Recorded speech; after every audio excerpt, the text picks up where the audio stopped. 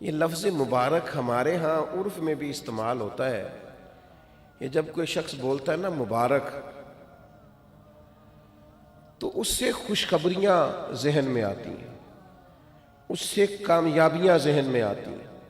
جب کہا جاتا ہے آپ کو مبارک ہو، مبارکباد ہو، تو اس سے انسان کی حاشیہ خیال میں محسوس ہوتا ہے کہ کوئی عظیم انعام ملا ہے، کوئی عظیم رحمت عطا ہوئی ہے، کوئی منفرد سا حسین سا خوبصورت سا تحفہ ملا، کسی بہت بڑی کامیابی سے اللہ تعالیٰ نے ہمکنار فرمایا ہے، تو پھر کہتے ہیں مبارک ہو۔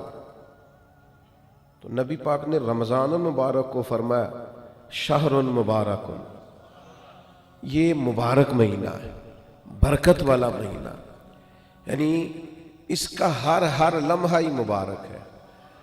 روزہ رکھیں تو پھر بھی مبارک ہے، افطار کریں تو پھر بھی مبارک ہے، رمضان المبارک کے اندر کسی کو روزہ افطار کرائیں تو پھر بھی مبارک ہے، اس ماہ نور و سرور کے اندر قرآن مجید تراویح میں سنائیں تو پھر بھی مبارک ہے، پیچھے ہو کے سنیں تو پھر بھی مبارک ہے۔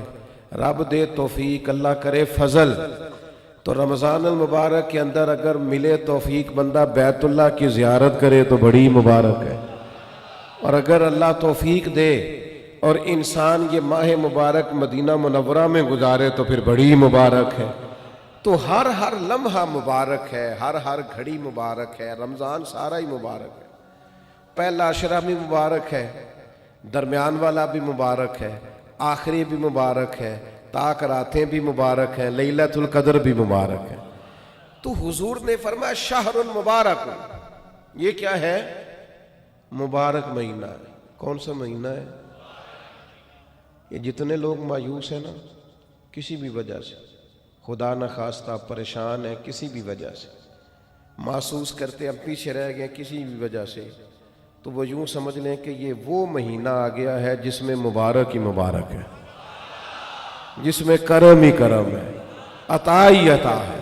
اب پریشان نہیں ہونا، شہر مبارک، یہ مبارک مہینہ آ گیا، برکت والا مہینہ آ گیا، اب کوئی پریشانی نہیں، کوئی پچھتاوا نہیں، کوئی پیچھے نہیں ہٹنا، کوئی کمزور نہیں پڑنا۔ یہ مبارک مہینہ، اس کو نبی کریم نے مبارک کہا۔ تو اس کے لمحے لمحے میں آپ نے تصور باندھنا ہے کہ یہ مبارک دن ہے، اس میں رزق آئے گا تو وہ بھی مبارک ہی آئے گا، کوئی شخص ملے گا تو انشاءاللہ خیر ہی ہوگی، کوئی عمل کریں گے تو انشاءاللہ برکت ہی ہوگی، کہیں ہم اللہ